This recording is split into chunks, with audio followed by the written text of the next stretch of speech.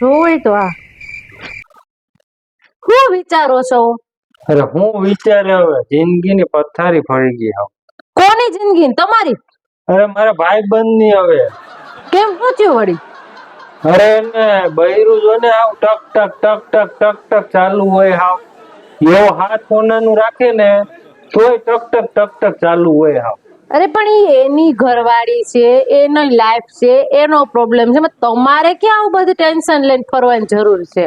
અરે ભાઈબંધ હોય તો ચિંતા તો થાય ને. હવે પાછું તો કેવું ઓલું ખાવાનું છે ને એને ભાવતું એવું જ બનાવે. ઓલાને બિચારાને કોઈ દી ખાવાનું સારું વેત જ ના મળ્યો.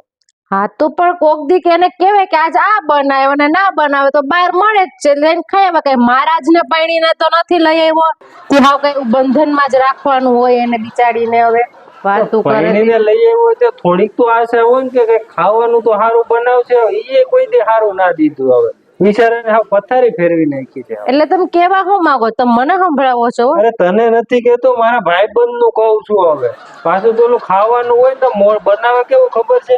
મોઢામાં ના કરે ને એવી વસ્તુ બનાવે.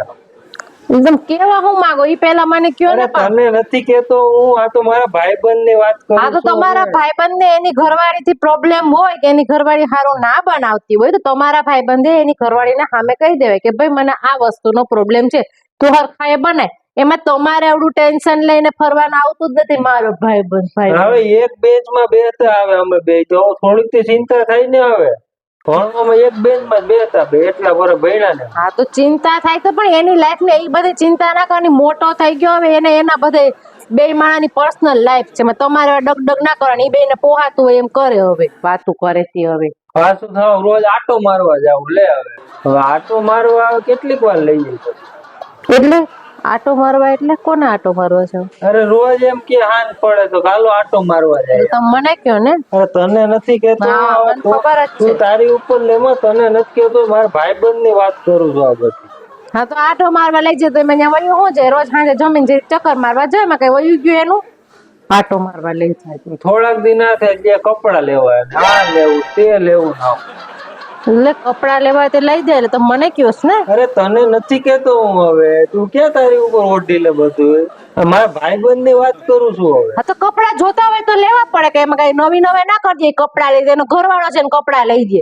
કપડા તો લેવા પડે ને. બધાને જોતા હોય તે કપડા લે બધા. હવે વાતું કરે છે.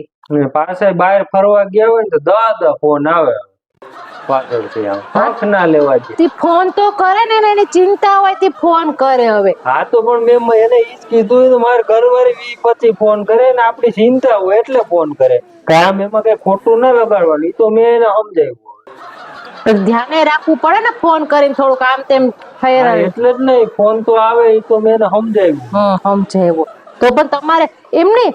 આ જો આની ઘરવાળી કાલ બીજાની ઘરવાળી એટલે તમે બધા ભેગા થાવ તો આ ઘરવાળીના જ બધા પોઈન્ટ ઉપાડો ને તમે તમારી ઘરવાળીની વાતો કરતા જશો. ઘરવાળીને વખાણ જ કરું. મારી ઘરવાળી તો એક નંબર છે. એમાં કઈ ઘટે જ નહીં. આમ બધી રીતે આમ વ્યવસ્થિત જ હોય. કોઈ દી મને હેરાન જ નથી કરતી. કવી ખાવાનું બનાવે હું તો વખાણ જ કરતો હોય. એટલે તમે બધા ભેગા થઈને ઘરવાળીની ખોદણી કરવા જ ભેગા થાવ છો?